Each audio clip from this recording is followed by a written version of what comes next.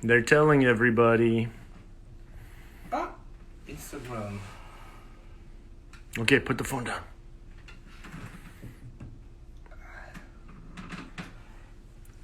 Oh, Pierre is here. Jess is here.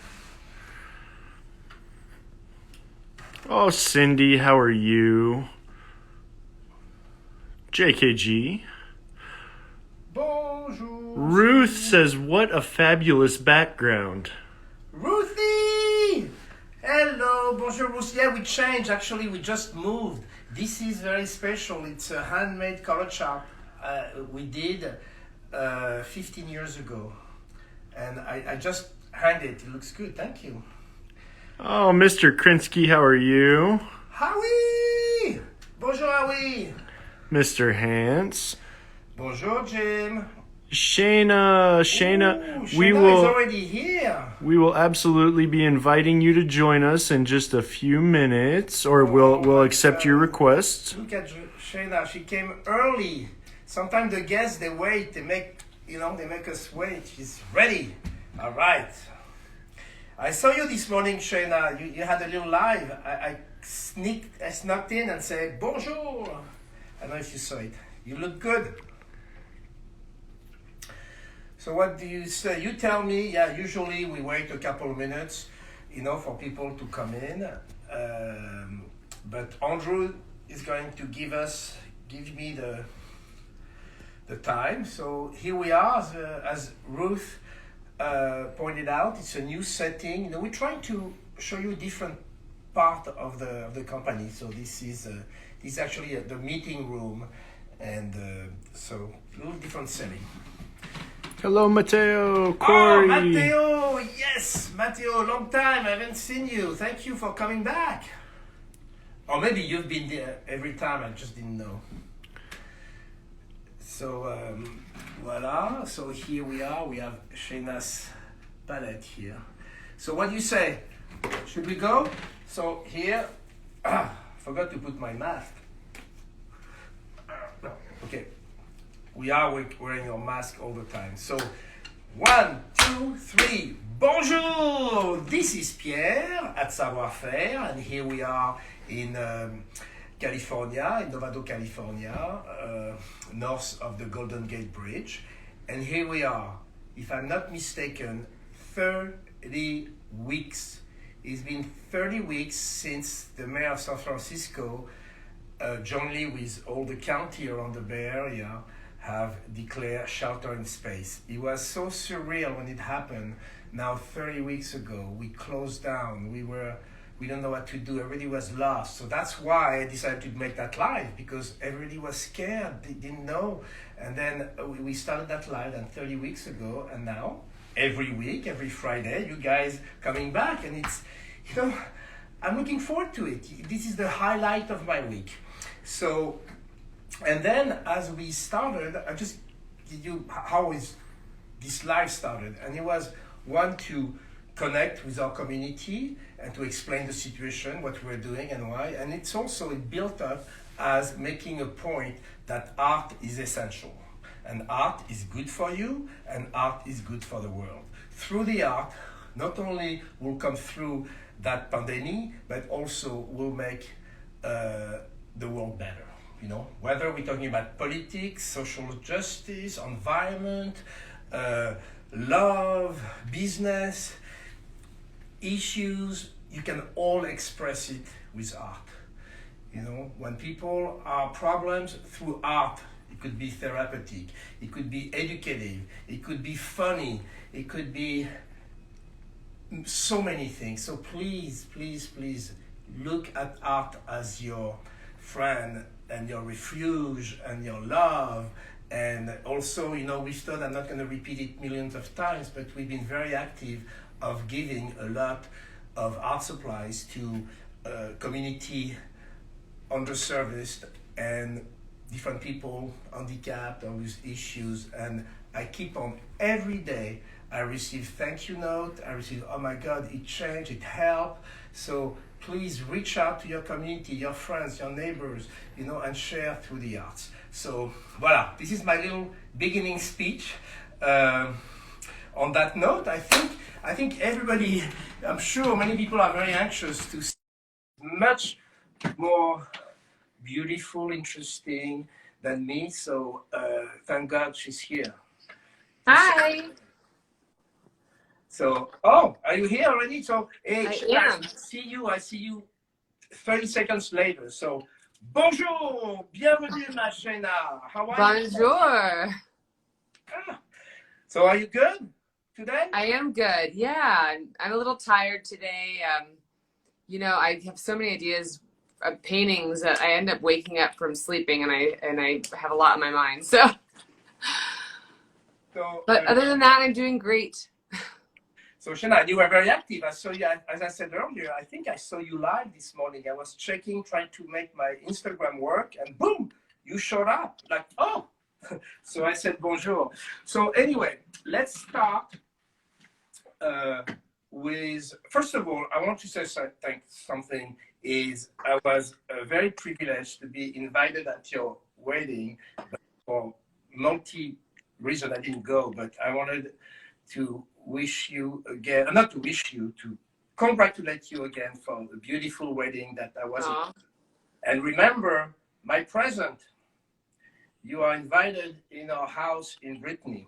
So We would love that. We are very anxious to travel, but obviously not doing so at the moment. But yeah, when it's safe, we definitely would love to take you up on that. okay. Our 1 year anniversary is actually next month already. So we'll have been married 1 year on November 30th.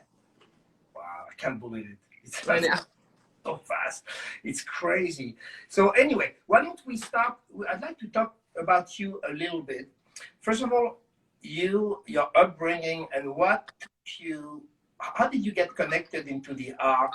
And can you give us just a little, brief, because, we have limited time and I know people would like to see you painting or show some of your work. But let's talk about you a little bit. What was the sparkle that led you to the arts?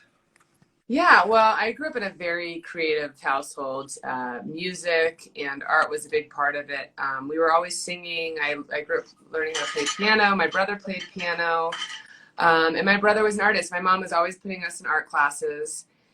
And my brother was really, really good. He's 4 years older, and I wanted to be just like my brother. So I was always carrying a sketchbook around. I took art classes at craft stores. I remember that they did art classes in like the middle of craft stores, which I don't think they do anymore. Like Michael's, I just remember taking all sorts of craft and painting classes. My mom still has all of those paintings in her house of like strawberry still lifes and just things I did when I was, 5, 6, 7, 8. And so I was always drawing. My friends always wanted me to do a drawing for them. I was doing a lot of caricatures because my brother was a cartoonist and or is still a cartoonist. He still does a lot of cartooning on the side of what he does now. He works with Microsoft. But yeah, I mean, art was just a part of growing up. I didn't really learn very much about art history or any of the things I would probably have loved to have known more of when I was younger. I just grew up with comics and just drawing constantly. So I didn't really start learning the appreciation of the history of art until I moved to New Mexico and started in college with my undergrad, I dabbled in it a little bit. My undergrad's in fashion design. And then when my ex-husband and I moved to Albuquerque, I started taking classes at UNM and really loved the art history classes and exploring the arts that way. But I knew eventually I was going to go and get my master's. And so after I had both my children, that's when I applied at the Academy of Art in San Francisco and did my master's through correspondence, which was really helpful for me to kind of get a routine going and kind of learn how to make it a career of where I go into the studio certain times a day and get a good routine going. So so I kind of just, as most artists, always been drawing. Okay. All right. So then we're going to go a little fast forward now. Is when we met. I think we first met. It was in Santa Fe. It was at the conference. Yeah, I think it was at the plein air conference. And then after we've had many so much fun at all those conventions, the plein air, the face. We came to Albuquerque. So you seems like I've seen you in many all over the world, all over Yeah. United States at least. But something. So when I started to see your work after we met and we partied and we exchanged products and stuff, then when I finally saw your work and saw you painting, one thing that above and beyond your incredible skills and of painting, your technique, and so precise, extraordinary. But I'd like to start talking about more your subject, something that I saw. I mean, it's obvious. Now you've diversed a little more, but at the time, a couple of years ago, you were really focusing on women's and the laces and the thing and all that. And I remember asking you what was behind, because knowing you're very smart and you're very profound and well educated. So I think it's more than painting pretty pictures. What's the concept? What inspired you to paint those subjects? So I kind of fell upon using, first of all, I've always loved old masters paintings of fabric. My passion when I was in my undergrad in fashion design was kind of Baroque kind of clothing. I loved handmade clothing and how intricate it was and how personal it was, and all the handmade qualities of it. And I just loved Soroya and Sargent and how they all captured these incredible pieces of clothing. And so when I transitioned from painting kind of more personal things as far as my children into painting the lace, first of all, when I got divorced, I moved into this a place that was right near the woman who I now use all of her work, Teresa Romero. And I was like, hey, do you think we could collaborate? I would love to incorporate your dresses within my work. So it kind of started off more of me wanting to include other female artists in New Mexico within my work. So it was kind of like this female empowered, I was painting other female painters wearing these handmade pieces. And then it kind of grew from there, kind of a storytelling within painting these strong women in clothing that people would initially think is delicate, and not making it delicate and making it something that was more empowering. So allowing people to see through the lace, see your skin, but not making it a weakness, making it a strength. And I wish I would have remembered this quote. Someone tagged me in, there's a woman who does murals of lace on buildings, and she has this quote, and I'll have to type it in later on a post of what her quote was, but it so perfectly described kind of the history of lace and what and the strength of lace and how it can kind of bring people together. So I just I kind of went off of that, and then of course I use so much more color within the lace other than white. So I wanted to kind of bring back this historical quality of fabrics from old masters into more contemporary time, but also speaking about the power of women and making it a little bit more powerful. And also just little moments in people's lives. I love those little cropped ones because people can tell their own story within that little moment of a woman's life. But then doing my own twist on painting the lace in a slightly more abstract way. As far as when you get close up to the lace, it's fairly abstract and very textural. And then when you step back, it kind of has that more of that realism. Yeah. So I hope I answered your question. I can like jabber on and on. No, you did. It's very, very good. Thank you. Very thorough. So I would like to come back from what you said, two things. One now and one a little later. So now can you expand a little more about what you mean by the power of woman? Because that's something that stuck to me when we met and around a glass of wine or something, and you had some very profound thing you want to empower. Your painting is an idea to show the power of woman. Can you speak to that for a second, please? Yeah, no, absolutely. I think there are so many people that paint women with a male gaze, which, you know, has been happening forever. And I wanted to paint women in this really beautiful way, wearing beautiful fabric, not in a way to make them appear delicate um, and kind of weaker, but something that I think that you can make something so beautiful and still make them appear strong. So, you know, in a painting I did with the gas mask wearing lace, you would think the lace is something formal, but really, I think fabrics and clothing can really describe something beyond what people initially think. So I love the idea of people initially thinking, oh, lace, she must be delicate or feminine, or, you know, overly feminine, or not strong, or, you know, whatever the judgments can be. And I wanted to push beyond that. So, you know, I started off with and I also find inspiration by the people I'm painting. So when I'm not painting myself necessarily, and I'm painting friends of mine, I'm telling their story within that clothing as well.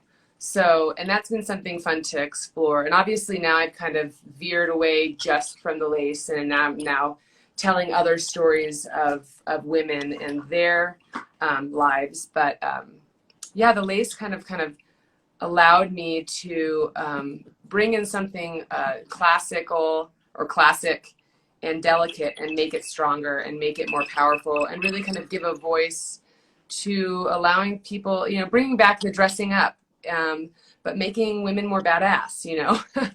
Badass, yes. So on that note, and especially these days with all the, you know, the concern of social justice, of equality, and all that, and all with all the, you know, what's happened, bringing up of all the Me Too and all those things, I think it's a very important time to celebrate women. And in fact, I wish I had brought my T-shirt, you know, the future is female. Next time I'll wear it. So it's very important. And you know, it's interesting because, as you may know or not know, I often give lectures. And I remember at the beginning when I was giving those lectures in, you know, big places like at the Met, or it was in New York, at the CAA College Art Association, we had that whole presentation about the Impressionists, about the 19th and 20th century.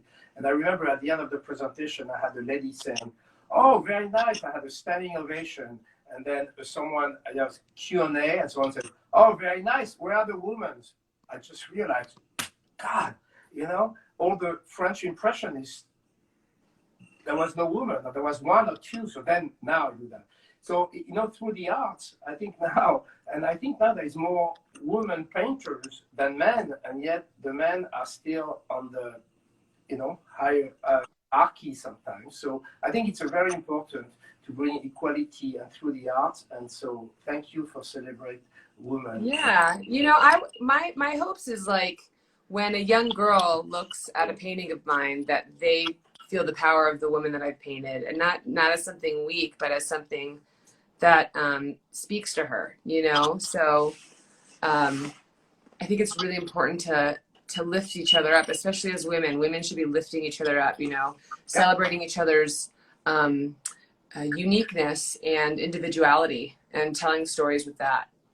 Yeah, so that's very good. So now on the other thing about the lace, I have to tell you a little story about laces, because as you know, and as you'll see, because you're invited in Brittany, one thing, I know I'm going to go on a little tangent, but I'm coming back to it. You know, we are very known for the coiffes, which are made with lace. So the Britons, mainly women at the time, were very known for their very agile and making laces. The coiffe, maybe you've seen some coiffe of Brittany. You know, you've seen. Yeah, you showed me a bunch of images. I think they're so fascinating. So, and hopefully, maybe when you come, we'll be able to see some of those.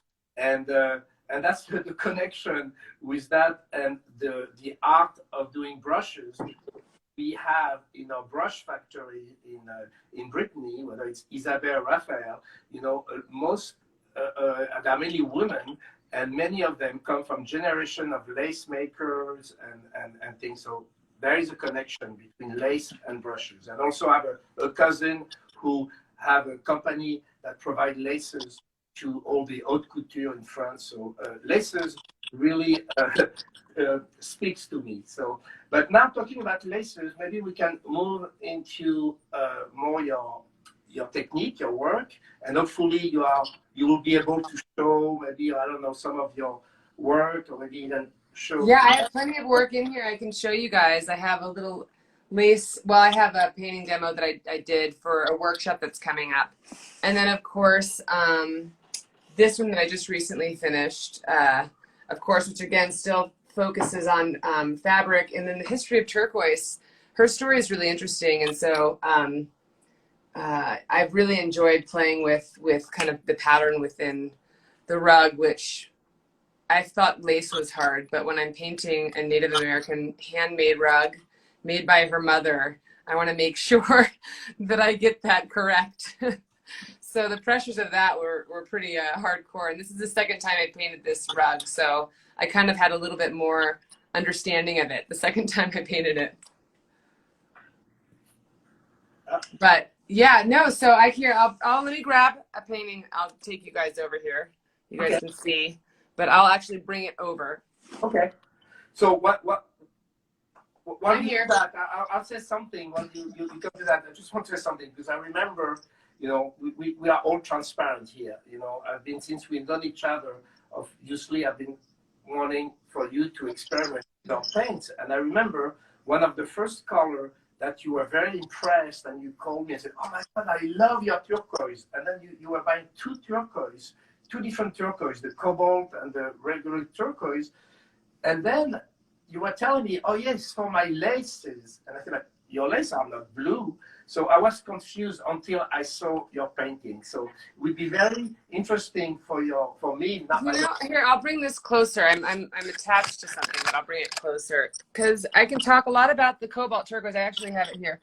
Cobalt turquoise and my regular turquoise. Obviously, you use it in turquoise paintings, but I use it a lot within the whites of my fabric as well. And you can see a lot of the influence of that turquoise light within the shadows of the fabric. So I use that quite a bit within the whites of all of my fabric. So I think that has been a huge help for all of my paintings. And then the warm gray was a big part of the hat as well, especially within here. So Senilliate, the colors that I'm able to mix up with it too. And then I used a lot of the Italian earth, of course, within the rug. And then a big staple is blush tint, because she's got a lot of that kind of as a base. And so I'll mix in this blush tint with some light greens or yellows or oranges to influence it, to kind of hit upon those colors a little bit more accurately. But those have been a massive help for this painting. And of course, a lot of peach black in her hair. And turquoise. I used a lot of turquoise. So in black hair, there's a lot more like purples and blues and turquoise highlights within black hair. So that was a big part of this piece. And then of course with this one, which is a demo, I haven't varnished it, so it's kind of patchy. But I don't know if you can see all that turquoise in her hair. So turquoise was a big part of creating those curls. And then the Italian earth was also really helpful within her skin tones. This is because it was a demo and it wasn't focused on lace, I actually painted this lace a little bit more abstractly than I normally do. So I simplified it quite a bit more because I just wanted the focus to be on her face. And I love her gaze. I love how she's kind of looking off into the distance and kind of not necessarily with almost like contemplating. And I love painting her. She's a really good friend of mine. So she's a strong woman. And so I love trying to capture that essence within her. But these colors are such a staple on my palette. And I definitely don't have a minimal palette. I don't know if you guys, here, I'll bring my palette over. This is definitely not a limited palette. I use so many colors. Because, you know, and that's what's so fun about, like, when I'm like, oh my God, I need this kind of color. And then you send me something. I'm like, that is so perfect.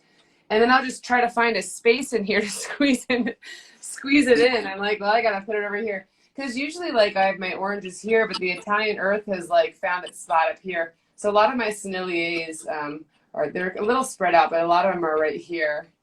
So I can kind of dip right into those. Yeah. But let me say something, if I may, about that. Between limited palette and a greater palette. It's interesting because particularly even more into the realism, world of painters, many of you or of us or of them have limited palette. They feel very strongly about having limited. Like Monet used to say, it's 7 colors. That's what I felt very strongly about 10, 20 years ago. It was that trend. But now it's very interesting.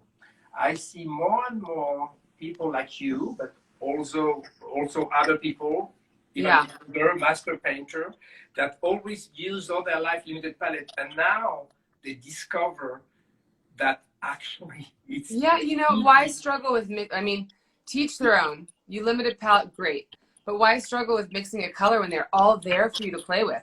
And that's why I have a hard time when someone messages me, and I said this earlier in my Instagram live video, when someone's like, what skin tones did you use? But it's such a difficult question to ask because I'm an intuitive painter and I paint what I'm seeing at the moment. And so I might see a little orange and then a little green and then a little pink. And so all of that woven together ends up creating this vibration of skin tone that I can't be like, well, there's not just one color there. I can't even tell you. I have no idea how many colors are there because I also do more than one layer, so it could be a buildup of all these colors. So I always feel bad when I send my list to my students of like my supply list, because I'm like, I have so many colors on there, and I have learned, especially during COVID, I've highlighted like the ones that are of utmost importance. Although all of them are important, especially on my palette. But I'll highlight the ones that are of utmost importance just because I know that financially it's just hard to collect all of them.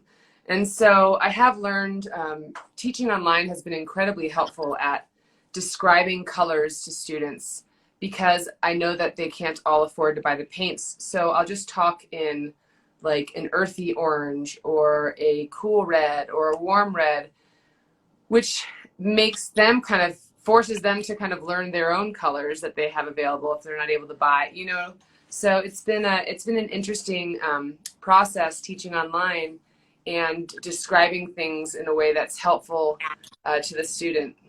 Yeah. So, it's interesting. I remember, actually, I was with Andrew. Andrew is filming here now. And, last time we went to Albuquerque and at the studio, we actually had a little reception at your studio. Yeah, that's right, for David's painting. Yeah. And but prior, I was with Andrew. We went to see Albert Handel in Santa Fe, and we were delivering in his studio. And my God, I forgot what he said. It's on tape, but he said, "Oh my God, I love those blend. It takes me so much time to."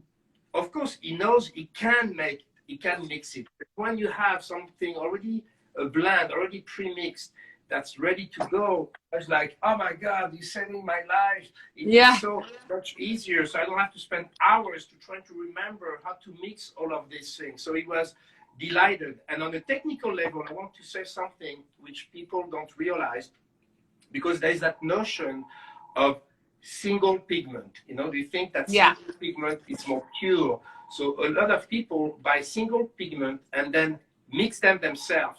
Well, I have news for you. As far as the purity of a color, if you mix the pigment prior at the lab, at the factory, and you mix the powders before making the paint, your blend, your mix is more pure than when you mix it yourself. So there is a mindset. People think, oh, it's the best way, but it's not always scientifically correct. No, absolutely. And I mean, outside of even the science of it, I don't like when my students pre-mix or come with a pre-mixed palette, because you're already setting yourself up a little bit for failure. You're already saying what you're going to see before you see it. So you need the reference or the live model or whatever you're looking at is going to dictate how to make, like, what you're going to be putting on the painting, as opposed to you pre-mixing something that you're already in your mind gonna have ready. So, but yeah, as far as the purity of paint too, same thing, you know, because it does affect the paints. And I've noticed when students come in with premixed paints, they tend to turn out a little bit gray. It's like the paints gray out a little bit. So there's not as much chroma there. And that's the beauty of your paints. The chroma, I do not like transparent paint. There's only one transparent paint that I really have on my palette, and it's a Pearl White by Rembrandt. And it's the only Rembrandt paint that I have on because most of their paints are fairly transparent.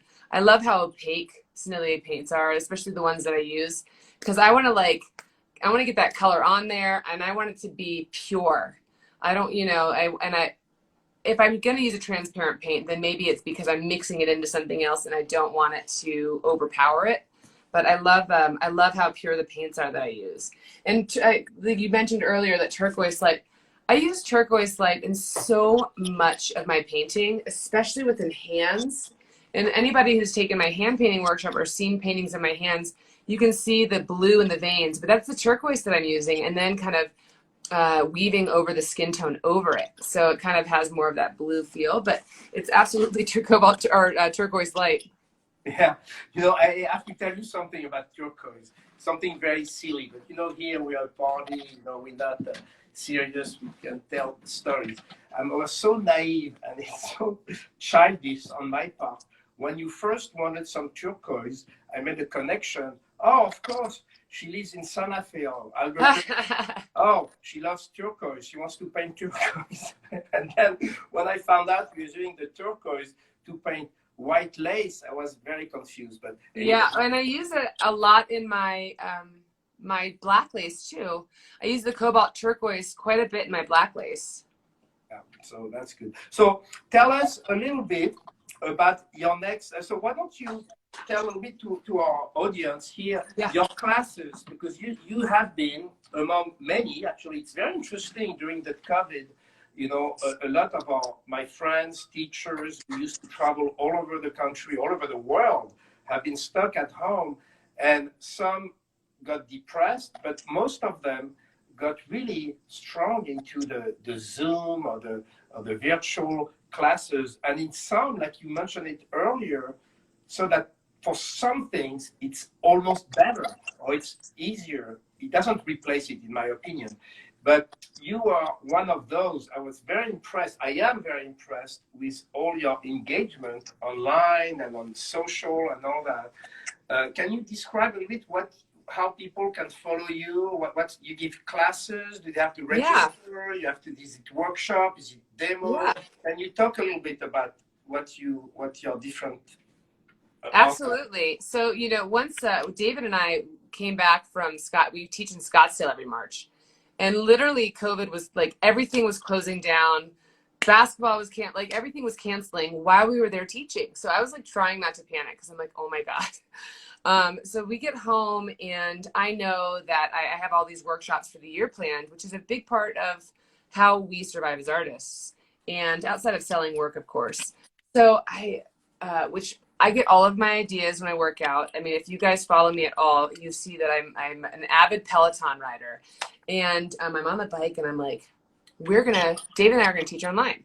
I get off, I run here. I was like, we're going to make this work. We're going to get a good camera, which David already had a good camera. I got another one. And we just kind of figured out how to, because David already kind of knew how to do filming since he's done all that filming for his project, Facing Survival project. And so all we had to do, and he already knew Premiere, so he guided me through Premiere. So we pre-record our demos, which has been really great. So now, you know, I bought a really high quality camera. It gives good content. I record really high resolution so that people can really see crisp. And, you know, the teaching has changed over time. At first I was doing like a traditional workshop, which was back to back to back. So it was like it would be like Friday through Sunday.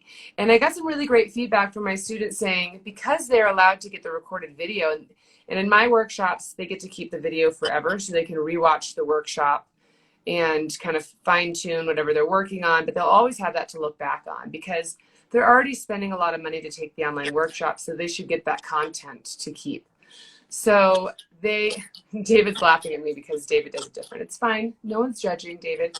Now I'm going to turn this real quick so you guys can just see David. He has his headphones on. Babe, you want to say hi? Oh, Hey, how's it going?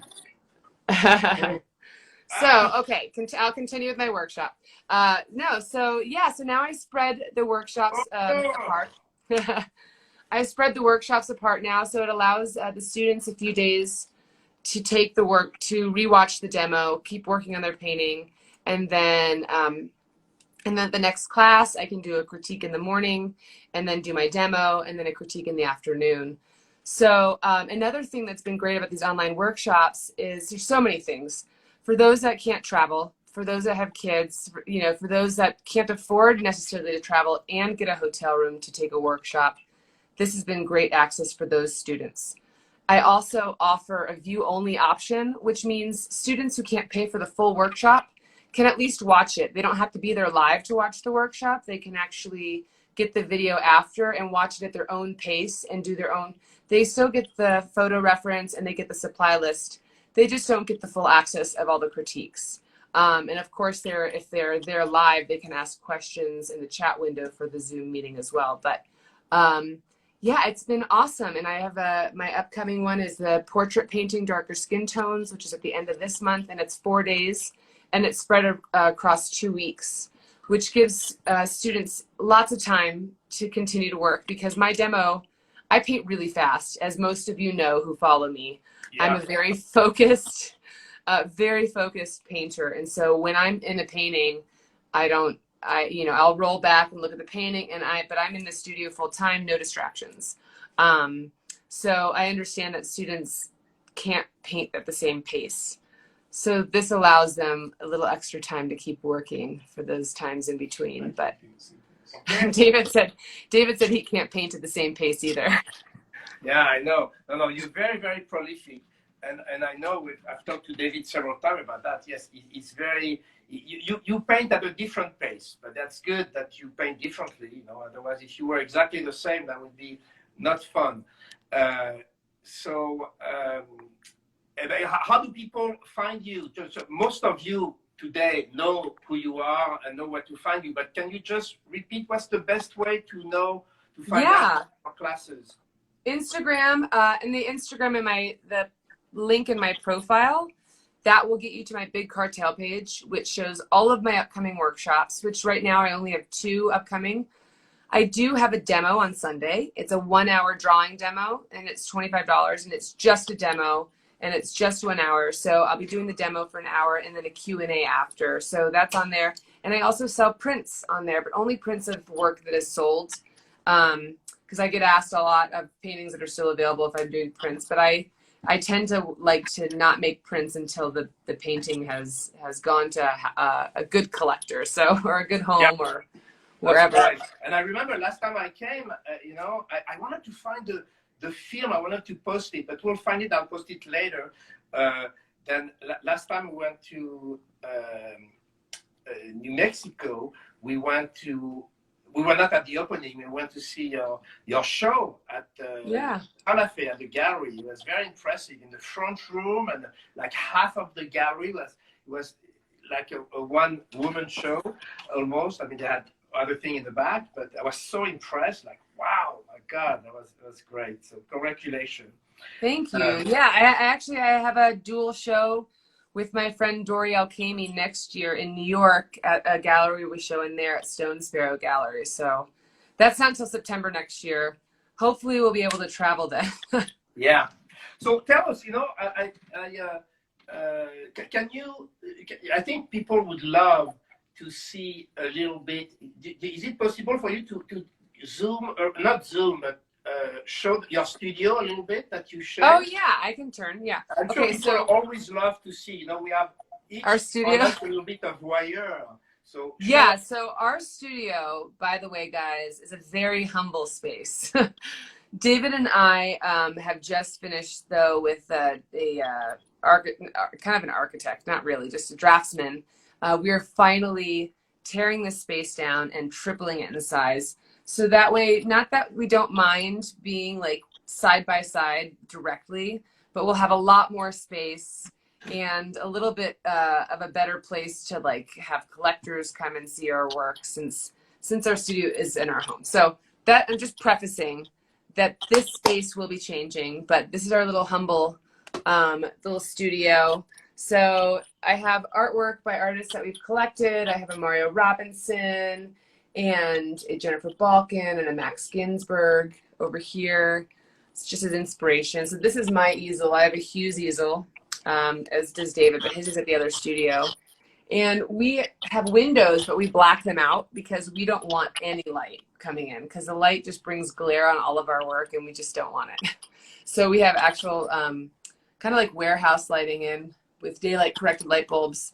So the light in here is consistent at all times.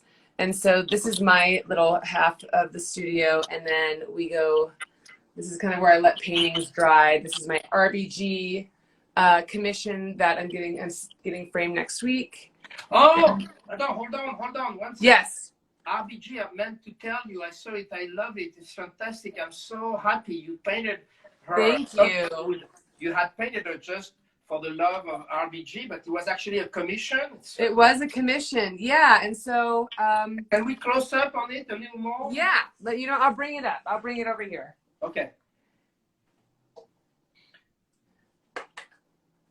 I was actually a little nervous just because this is such a popular image of her. But I was really honored, and she's such a powerful woman. So yeah, this is the painting, and I'm making a limited edition amount of prints. I've done pre-orders. I'm picking up the prints next week. So if you guys are interested in a print, it's a little smaller than this as far as the image, but then the outer edge that's white. That is going to be the same size. So it's a large print of Ruth Bader Ginsburg. But yeah, the collector, she's an awesome collector of mine, and she's collected a lot of work from me. And we're both donating, well, I'm donating part of the income to a women's organization under my daughter's name, her daughter's name, and RBG. So, and then she's gonna equal that donation, which is pretty awesome. So, all right. So you know, I just see the sign. I got the sign. We have about 10 minutes. I'll show you David's side of the studio. Go. So I have what? This is David's side of the studio. Oh yeah, go ahead. That's David's work, and he's been really prolific during the quarantine, of course. And so, yeah, that's our studio space, guys. All right. So thank you very much. So we have just a few minutes, 10 to 15 minutes. We never know. As you probably know, the Instagram Live, after 50, 55 minutes, we are at risk of being shut off. So, oh, I did not know that. You know, we had decided to do a beautiful giveaway today, which was some of your favorite colors. And you want to show what we're giving away here again? So there is 7 colors of Sennelier that you actually talked about today. And then a bonus is a little brush, which is the LK brush. Oh, you guys are lucky. The LK brush is our favorite. Yeah. I was about to open a new one up today. Yeah. So the LK brush, I'll say very quickly, it's a brush that we designed with David because we transform from a watercolor brush to an oil painting brush.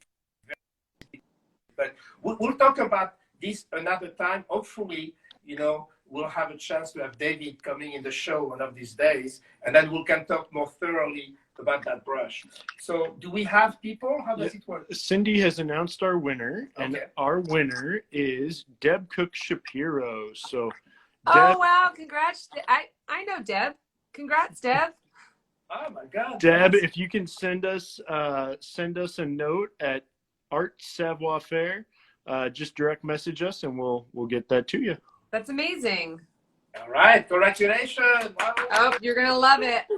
Which, by the way, Pierre, I got the new brushes you sent me. I have to say, I really, really love this Isabey too. So far, I haven't played with the other ones yet, but I am a huge fan of some of these new brushes. So thank you so much. The Isacryl is my favorite as well. I love that. Yeah, Isacryl, it's a brush I'm a little proud because it was the first synthetic brush that we made, with Isabel. And at the time, Isabel was always known to be the highest quality of fine hair in France and in Europe. And then when it was time to do synthetic, we didn't want, it was like 20 years ago, and most of synthetic brush were not very high quality. So I remember going there at the factory and trying to design a synthetic hair brush that had all the same, was made the same way as Sable or Kolinsky. And we did that, and that's what Isacryl is about. So, and it's usually, sometimes we have artists or people who prefer not to use natural hair, even though some case there's still advantage occasionally. And Isacryl is the only synthetic hair brush that can give the same feeling, because we use 8 different fibers in the blend. So I'm glad you like it. Yeah, I love it. I love it. And I love that. My favorite thing is using a new brush too. I'm like, the crispness of it. And then you start breaking into it and you're just like, this is heaven. It's the best. Yeah. It's like squeezing out fresh paint. I always do that for a new painting. I like clean my palette off. I squeeze out all the fresh paint. It's just like the little joys, Yeah, and it's like cooking, painting, to me, I make often a relationship with cooking as a chef. So, of course, you have your main spices or main ingredient that you use over and over. Absolutely. It's fun to experiment with a new brush, a new color, a new paper, a new canvas, a new panel, a new thing. I think it's part of the joy of creativity. So you need to have your go-to product that you can almost paint with eyes closed. But it's so essential to explore further, to create, to experiment. And you make mistakes, hopefully happy mistakes. Where I get to experiment the most is when I paint Mylar balloons. That's when I'm like, I get to pull out all these colors and I'm just like, whoa, this is so much fun. Yeah, the balloon, yeah. So I think it was from David. I think I saw a post. You had a lot of balloon yesterday or somewhere, no? Oh, so it's an app that we did. We actually, last night, David and I went to this really beautiful, did we take you to La Casa? No, did we take you to Hotel Chaco last time you were here, the very top? Yeah. Okay, so we went out there because you could eat outdoors, and so we went there for a date night. And it's supposed to be balloon festival this week, and of course they're not doing it. So they've been doing little things with balloons around town, and they had 3 balloons in the parking lot across from us, just lighting up during the evening, and it was just so beautiful. And then all the other balloons, that's an app of our friend made, that is, you can make balloon festival like anywhere you are. So he put it in our studio too. Yeah, right. So here, I want, we have a couple of minutes. I brought here, can you show, I brought just for fun here, just because it's surreal almost, it's unreal.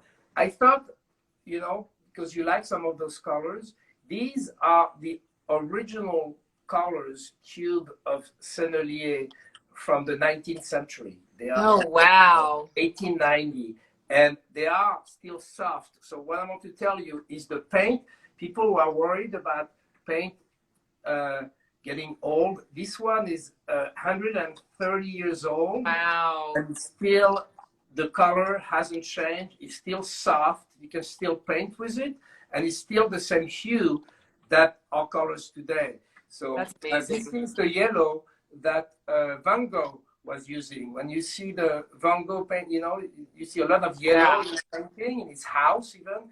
That's the tube, that's the color that his brother Theo would buy at the Sennelier shop, because his gallery was next door, and he would send it to his brother Vincent in the south of France. So that's I think it was fun to show you some little of my museum.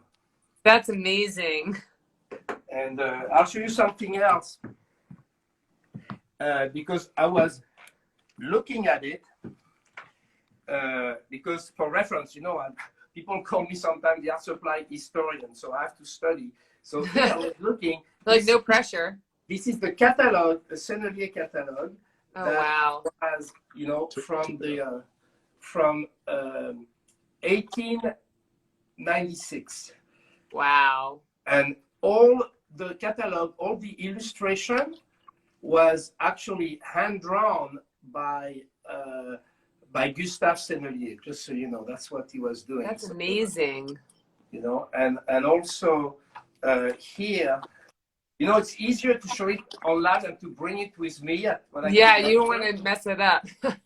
This is the first time someone ever wrote an essay, a book on the history of colors, and it's called the Chemistry of Colors, and it's the first time it was disclosed what was actually in the paint. So there is a history of each color, where they come from, where they're using it, was first time done. And this in the back is for the Universal show, trade show, no, it's not trade show, how do you call it? The Universal Fair in Paris for the City of Light in 1901 when there was the Eiffel Tower built. This was the booth, the Sennelier booth in Paris in 1900. Wow. So, So anyway, beautiful. I thought I would bring a few little. Yeah, that's very accessories. cool. So, how much time do we have, Mr. Andrew? 4 minutes. So, I'm just trying to think what we can do to interest the crowd. I'm using oil paint. Someone asked if I'm using acrylic or oil. This is oil paint. Yes. Yeah, this is oil.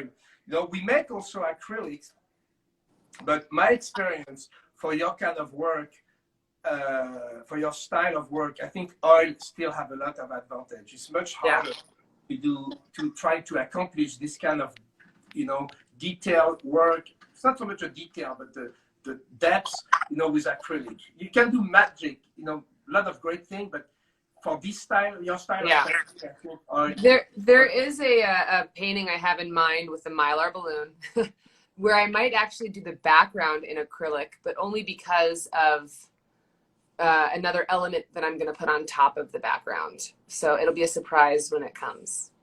Okay. So tell me, do you have, I didn't see very well, I cannot see, is your palette, can you, or maybe it's too much to ask, or it's not convenient. No, it's right here. Can you mix, can you show, the people love to see colors mixed. Do we have time, Andrew? Can you improvise a bit? Yeah, no, let's do it. On your parallel palette? My palette. Yeah, some of my paints are dried up, but yeah, so a big, I guess I could show you guys a little bit of, let me get a paper towel, of what I mix for a lot of the skin tones. So I'll use, you know, like a warm red. This is a Terra Rosa, and I use Walnut Alkin as my medium. And Turquoise Light is a big, can you guys see it? Oh, hold on, let me raise my palette. Sorry. So who would know, who could guess that there was turquoise on skin tones? You know, so that's.